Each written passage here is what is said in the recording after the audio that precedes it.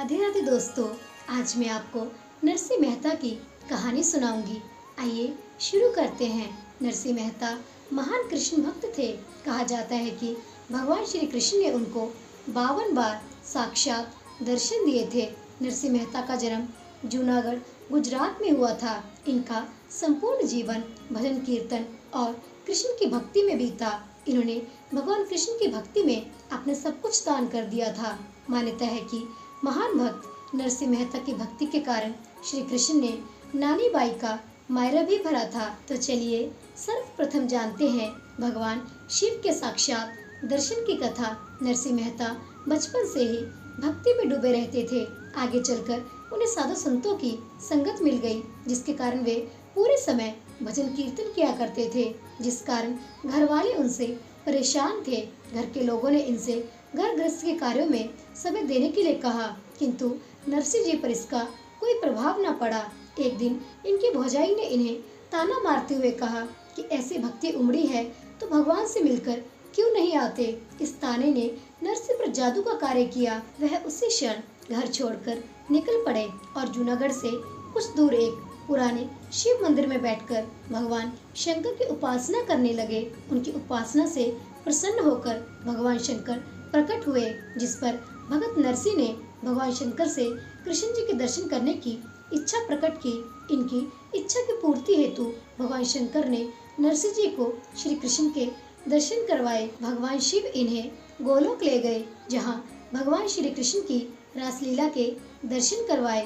भगत मेहता रासलीला देखते हुए इतने खो गए कि मशाल से अपना हाथ जला बैठे। भगवान कृष्ण ने अपने स्पर्श से हाथ पहले जैसा कर दिया और नरसिंह जी को आशीर्वाद दिया। पिता के श्राप में भक्त नरसिंह जी पर भगवान श्री कृष्ण की कृपा की कथा। एक बार नरसिंह मेहता की जाति के लोगों ने उनसे कहा कि तुम अपने पिता का श्राद्ध करके सबको भोजन करवाओ।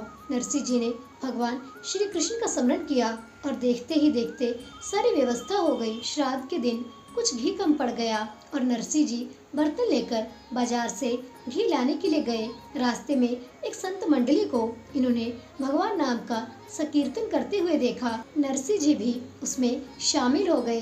कीर्तन में यह इतना तल्लीन हो गए कि इन्हें घी ले जाने की भी सुध न रही। घर पर इनकी पत्नी इनकी प्रतीक्षा कर रही थी। भक्त वत्सल भगवान श्री कृष्ण ने नरसिंह का वेश बनाया और स्वयं घी लेकर उनके घर पहुँचे। ब्राह्मण भोज का कार्य सुचारू रूप से संपन्न हो गया।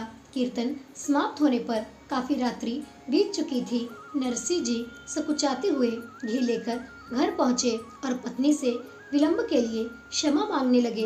इनकी पत्नी ने कहा, स्वामी, इसमें क्षमा मांगने की कौन सी बात है? आप ही ने तो इसके पूर्व घी लाकर ब्राह्मणों को भोज कराया है। नरसिंह जी ने कहा, भाग्यवान, तुम धन्य हो। वह मैं नहीं था, भगवान श्री कृष्ण थे। तुमने प्रभु का साक्षात दर्शन किया है। मैं तो साधु मंडली में कीर्तन कर रहा था।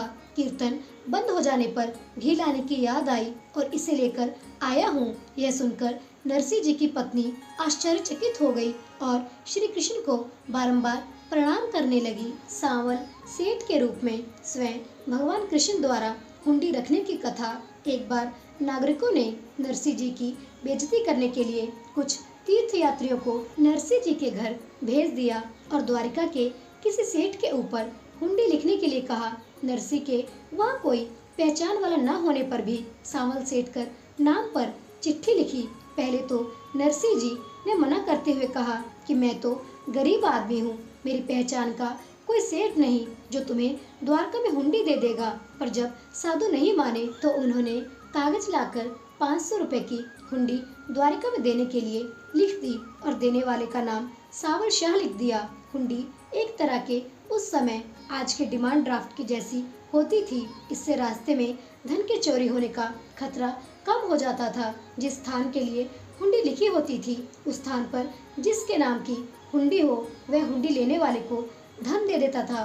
द्वारका नगरी में पहुंचने पर संतों ने सब जगह पता किया, लेकिन कहीं भी सावर शाह नहीं मिले। सब कहने लगे कि अब यह हुंडी तुम नरसिंह से ही लेना। उधर नरसिंह जी ने उस धन का सामान लाकर भंडारा देना शुरू कर दिया। जब सारा भंडारा हो गया तो अंत में एक वृद्ध संत भोजन के लिए आए नरसी जी की पत्नी ने जो सारे बर्तन खाली किए और जो आटा बचा था उसकी 4 रोटियां बनाकर उस वृद्ध संत को खिलाई। जैसे ही उस संत ने रोटी खाई वैसे ही उधर द्वारिका में भगवान ने सावल शाह के रूप में प्रकट होकर संतों को हुंडी दे दी। दोस्तों, अगला किस्सा है नानी बाई का मायरा में स्वयं श्री कृष्ण द्वारा मायरा लाने की कथा। नानी बाई का मायरा भक्त नरसी की भगवान श्री कृष्ण की भक्ति पर कथा है, जिसमें मायरो अर्थात भात जो कि मामा या नाना द्वारा कन्या को उसकी शादी में दिया जाता है। नरसी के पास कुछ भी धन नहीं होने के कारण उनकी भक्ति की शक्ति से वह भात स्वयं भगवान श्री कृष्ण लाते हैं। लोचनाबाई नानी बाई की पुत्री थी। नानी बाई नरसी जी की पुत्री थी और सुलोचनाबाई का विवाह जब तय हुआ था तब नानी बाई के ससुराल वालों ने यह सोचा कि नरसी एक गरीब व्यक्ति है तो वह शादी के लिए भात नहीं भर पाएगा। उनको लगा कि अगर वह साधुओं की टोली को लेकर पहुंचे तो उनकी बहुत बदनामी हो जाएगी। इसलिए उन्होंने एक बहुत लंबी सूची भात के सामान की बनाई। उस सूची में करोड़ों का सामान लिख दिया गया, जिससे कि नरसी उस सूची को देखकर खुद ही न आए।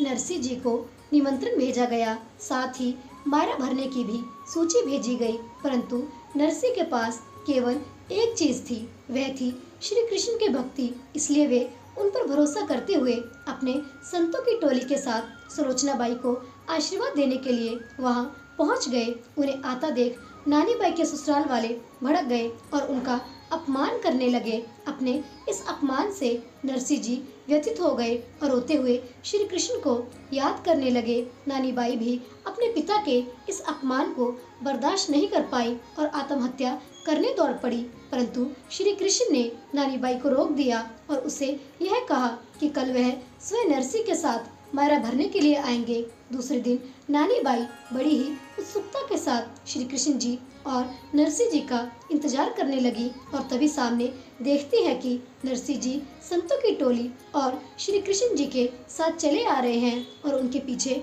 ऊंटों और घोड़ों की लंबी कतार आ रही है जिनमें सामान लदा हुआ है। दूर तक बैलगाड़ियां ही बैलगाड़ियां नजर आ रही थी। ऐसा मायरा न अभी तक किसी ने देखा था और ना ही देखेगा। यह सब देखकर ससुराल वाले अपने किए पर पछताने लगे। उनके लोभ को भरने के लिए द्वारकाधीश ने 12 घंटे तक स्वर्ण मुद्राओं की वर्षा की।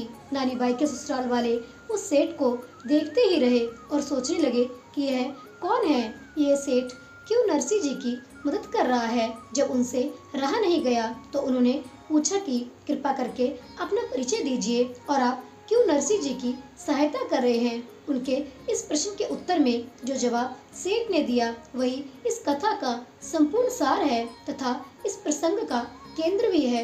इस उत्तर के बाद सारे प्रश्न अपने आप ही समाप्त हो जाते हैं। सेठ जी का उत्तर था, मैं नरसी जी का सेवक हूँ, इनका अधिकार चलता है मुझ पर। जब कभी भी ये मुझे पुकारते हैं मैं दौड़ा चला आता हूँ। इनके पास जो ये चाहते हैं मैं वही करता हूँ। इनके कहे कार्य को पूर्ण करना ही मेरा कर्तव्य है। ये उत्तर सुनकर सभी हैरान रह गए और किसी के समझ में कुछ नहीं आ रहा था। बस नानी बाई ही समझती थी कि उनके पिता की भक्ति के कारण ही श्री कृष्ण उनसे बन गए हैं और उनका दुख अब देख नहीं पा रहे हैं, इसलिए मायरा भरने के लिए स्वयं ही आ गए हैं। इससे यही साबित होता है कि भगवान केवल अपने भक्तों के वश में होते हैं। तो दोस्तों, यह थी भक्त नरसिंह मेहता जी की कुछ सच्ची कहानियाँ। आशा करती हूँ आपको यह कहानियाँ अच्छी लगी होंगी।